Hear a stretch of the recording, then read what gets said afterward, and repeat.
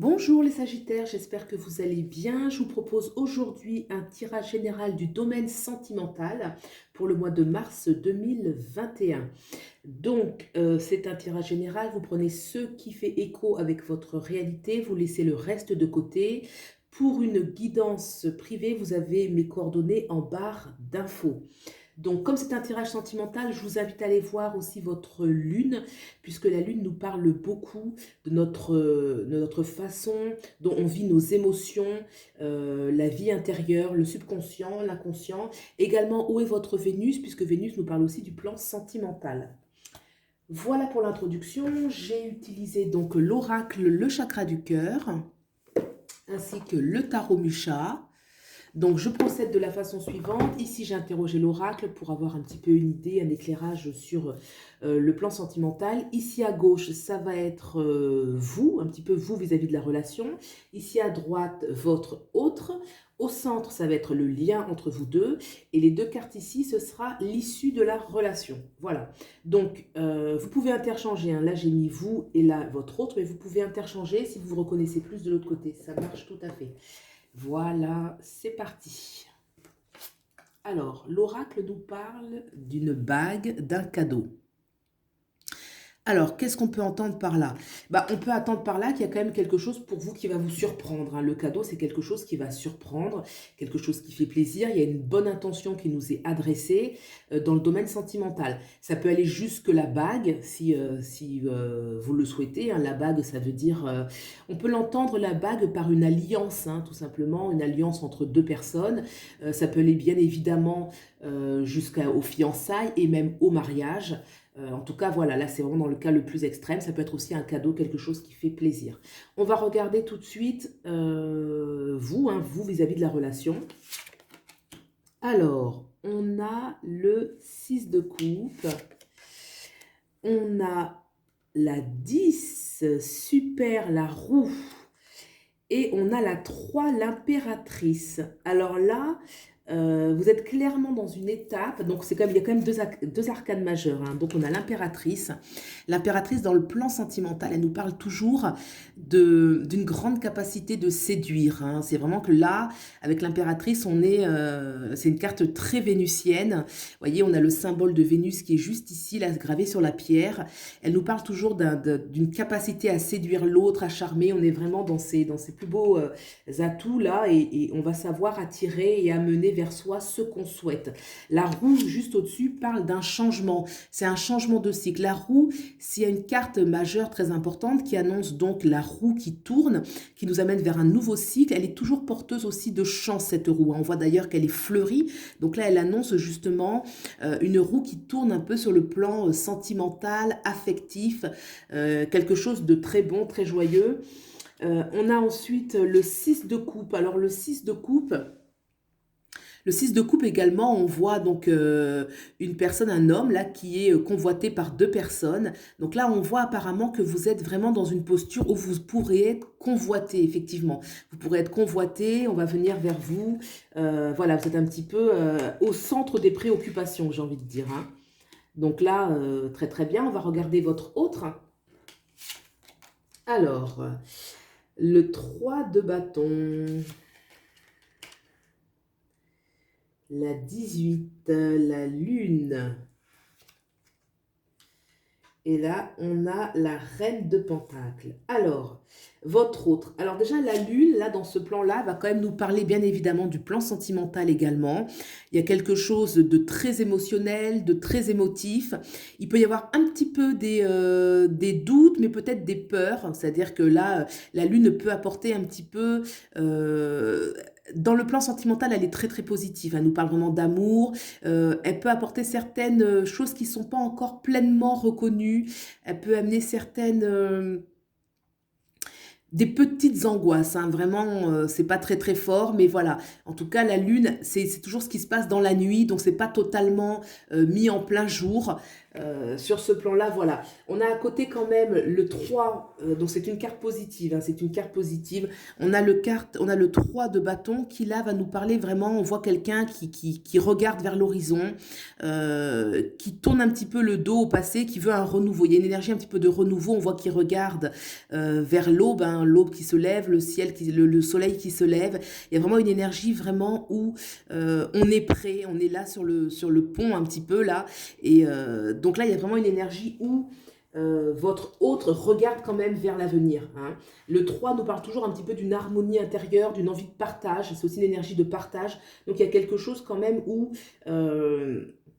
avec cette lune qui est un petit peu encore en gestation, mais ce 3 qui regarde vers l'avenir, il y a quelque chose qui se met en place. Hein, quelque chose où vraiment on va vers quelque chose de nouveau. Avec la reine de Pentacle, là la reine de Pentacle, elle nous parle clairement d'un accomplissement. Hein. La reine de Pentacle est aussi une assise intérieure et une assise extérieure où vraiment on manifeste ce qu'on veut. Hein. La reine les rois, les reines, toujours il y a une notion de règne. Hein. On est chef un petit peu dans sa demeure, dans sa vie, et donc c'est quelque chose de très positif. Donc j'ai envie de dire que cette lune qui est encore un petit peu cachée, un petit peu encore un petit peu dans la nuit, elle sort, hein, déjà là elle est dans la nuit, elle sort ici, là on voit l'aube, donc déjà on est prêt, on est debout face à l'aube, et là vraiment on règne, donc il y a vraiment une progression intérieure qui se fait de manière très rapide. Intéressant. On va regarder maintenant le lien qu'il y a entre vous,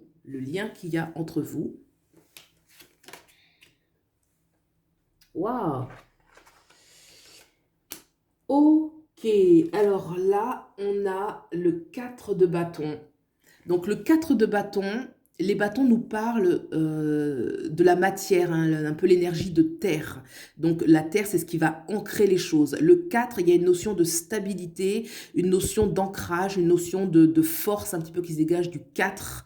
Donc là, on voit vraiment un lien qui va être fort, un lien qui est consenti des deux côtés et qui va être stable. Hein. Le chiffre 4 nous parle toujours de stabilité, et là on voit quand même un échange chaleureux entre les personnages de cette carte. Donc là, c'est vraiment un lien qui est très fort, très intéressant, très stable et vrai. Hein. Vraiment, d'où peut-être la bague, le cadeau. Là, on peut aussi... tout à fait, hein. Là, s'il y a un engagement avec ce 4, ça marcherait très très bien. Le 4 nous parle toujours de stabilité.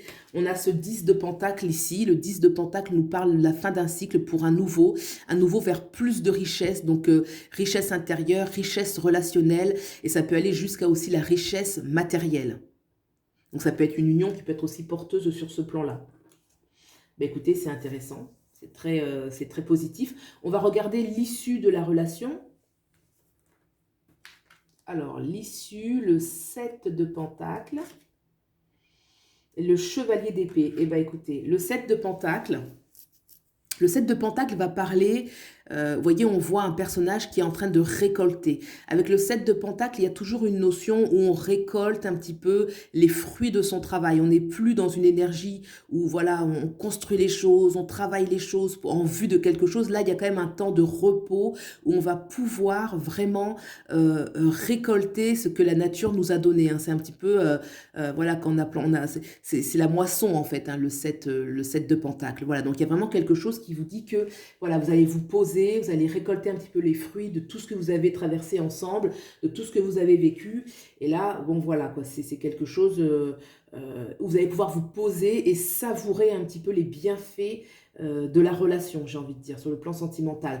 On a à côté ce magnifique prince d'épée. Ce prince d'épée dégage une grande sérénité, il regarde vers la droite, vers l'avenir, il a une certaine rectitude qui, moi, me fait penser à beaucoup de loyauté. Ça peut être vraiment l'issue de la relation, on voit que c'est quelque chose de sincère, il a une attitude un peu solennelle qui fait penser à l'engagement, ce qui peut correspondre un petit peu à la bague, au cadeau, à l'union. Il y a une notion vraiment d'engagement, de loyauté, et oui, il y a aussi une notion un petit peu toujours de sentiment haut avec les chevaliers. Il y a une certaine noblesse, il y a un côté solennel un peu. Hein, donc, il peut y avoir une certaine exigence dans la relation, une certaine exigence au niveau de l'engagement, au niveau des valeurs d'engagement de la relation. affectives, des vœux faits l'un pour l'autre, des vœux faits pour la relation. Voilà, il y a toujours quelque chose de solennel, un engagement sérieux et sincère avec le prince d'épée. Voilà, et bien écoutez, qu'est-ce que je peux vous dire? On va regarder quand même les dos deck qui peuvent nous apporter quelques indications. Alors, tes doutes, peurs ne sont pas fondés. Voilà, une invitation à vous abandonner. C'est vrai que là, avec la lune, j'avais senti quand même une petite énergie qui a vite été balayée, hein, mais une petite énergie un petit peu de doute. Alors, je ne sais pas dans quel côté vous êtes, hein, c'est à vous de savoir, mais là, il y a une petite énergie de doute avec la lune. On est encore un petit peu, peut-être qu'on n'ose pas un peu, on a un petit peu peur, mais pour moi, les cartes qui entourent la lune font que de toute façon, les peurs devraient être balayées. On va regarder le dos deck ici, qui nous parle, oui, excellent. Là, on a la reine de coupe. La reine de coupe, c'est tout simplement, les coupes vont représenter les relations, le plan émotionnel, le plan sentimental. La reine de coupe, bah, tout est dit, hein, elle règne, elle est heureuse, elle est reine dans son royaume, et le royaume des sentiments, le royaume de l'amour. Donc, il y a vraiment, c'est un jeu très porteur, très positif. Vous devriez, j'espère vraiment que ça vous parle, que ça correspond à votre réalité. Et puis, si vous avez aimé ce tirage, vous pouvez aimer, liker, vous abonner. Pour une guidance privée, quelque chose de plus personnel, vous avez donc mes coordonnées en barre d'infos. Voilà, et bien écoutez, je vous souhaite le meilleur et je vous dis à bientôt. Au revoir.